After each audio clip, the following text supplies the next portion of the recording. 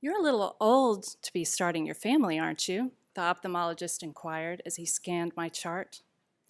Though I was a little caught off guard by his directness, it was a legitimate question, I suppose. I had just asked if he could suggest something for my red, itchy eyes that would be safe during pregnancy, explaining that my husband and I were trying to have a baby. And my age was right there in black and white. "Well, we didn't meet until later in life," I began with a twinge of defensiveness. "And when we started trying to have a baby, we ran into some challenges."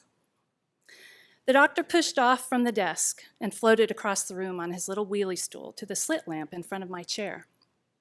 "Well, I'm not surprised," he said, indicating with his hand that I should place my chin on the support. "It's not God's plan." I had never really liked the man for some reason, and now I knew why. He was a self-righteous old SOB. "Excuse me?" I said, extricating my chin from its resting place and sitting back in the cold, stiff chair, my heart pounding to escape my chest. Glancing up from the microscope, the ophthalmologist, with all the diplomacy of Simon Cowell, restated his unsolicited opinion. "Oh, I didn't mean to offend. It's just that I'm not surprised you and your husband ran into problems trying to conceive at your age. It's not what God intended." I sat staring at this man of medicine, dumbfounded.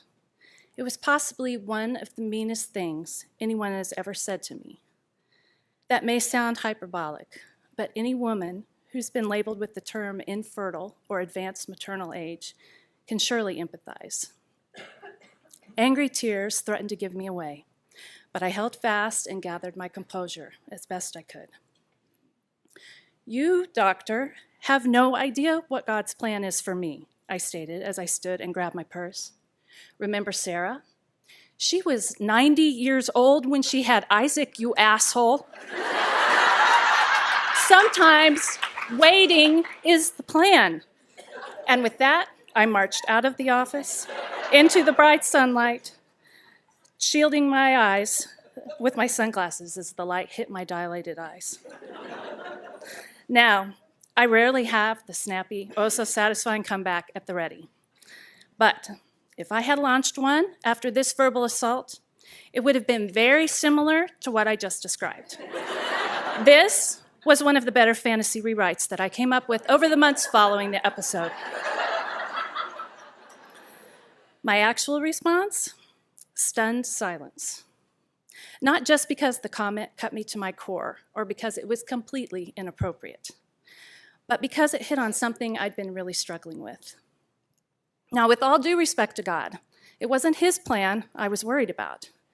It was my concerns about biology and nature that kept me up at night. Just because medical technology allows humans to defy nature, does that mean we always should? So there I was, my face held captive in his truth machine, and I couldn't utter a word. What was the man seeing as he looked into my eyes? What does the human eyeball look like, up close and personal, when it's fighting to hold back tears? I couldn't help but wonder if he'd wielded his religious views like a cudgel upon any other unsuspecting patients, or if I was just special.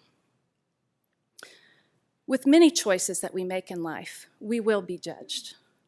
I knew there were many who held this doctor's attitude. If you were meant to become pregnant at 43, it would have happened naturally through God's grace. God is the creator of life, not doctors. If the good doctor had only known the whole story, I could only imagine the full weight of his judgment. And our story could be described in a line borrowed from Tennessee Williams, wrapped in the age-old chicken or egg dilemma. The egg was the answer in our case. And since mine didn't appear to be up to the job, after much discussion, my husband and I ultimately decided to rely on the kindness of a stranger. The first time we'd met with our fertility doctor, he told us that considering my age and history, donor eggs were our best option. Perhaps I should have been hopeful, even thankful, but instead I was angry and utterly dejected. When he left the room, I broke into tears. I felt like a failure. Although I knew that DNA did not a mother make, it was difficult to give up that dream. And I had so many questions. When and how would we explain our children's birth story to them? How would they react? As they got older, would they feel a piece of them was missing, not knowing the woman who'd provided half their genetic code? I would have been grateful to have found any information to give me guidance or comfort. But it seems that women who use donor eggs choose to keep this very personal decision to themselves. Looking back, I wouldn't change one thing that happened or one choice that we made on this journey, because all of it, the heartache, the doubts, and the fears we experienced along the way, led to the genesis of the beautiful, observant, heart-stealing boy who has turned our lives upside down in the most amazing ways.